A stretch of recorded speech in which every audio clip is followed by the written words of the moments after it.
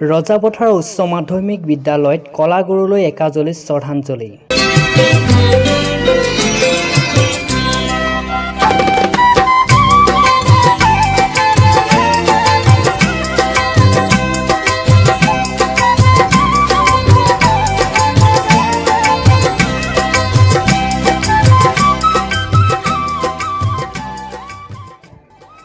লকডাউনৰ মাজতে ৰজাপথাৰ উচ্চ মাধ্যমিক বিদ্যালয়ত কলাগুৰুগৰাকীৰ ৫১ সংখ্যক পবিত্ৰ মৃত্যু তিথি উপলক্ষে জ্ঞাপন কৰা হয় একাজলি শ্ৰদ্ধাঞ্জলি।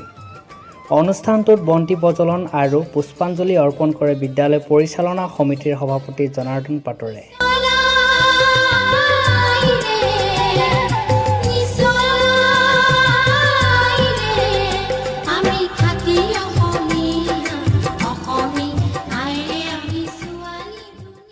বিদ্যালয়ৰ প্ৰধান শিক্ষক মুনিমন্ত শইকীয়াই আঁত ধৰা অনুষ্ঠানটোত বিদ্যালয়ৰ শিক্ষকসকলৰ লগতে উপস্থিত থাকে সদৌ তিৱা ছাত্ৰ সন্থা আৰু সদৌ আদিবাসী ছাত্ৰ সন্থা, ৰজাপথাৰ শাখাৰ সম্পাদকদ্বয়। আজিৰ এই পবিত্ৰ দিনটোত এই বৰ্ষত বিদ্যালয়খনৰ পৰা মেট্ৰিক পৰীক্ষাত উত্তীৰ্ণ ৫গৰাকী ছাত্ৰীক চাইকেল বিতৰণ কৰা হয়। লগতে বিদ্যালয়খনৰ ফলাফল আৰু অনাগত সময়ত বিদ্যালয়খনৰ কৰণীয় উন্নয়নমূলক কাম-কাজ সমূহৰ বিষয়ে আলোচনা কৰা হয়।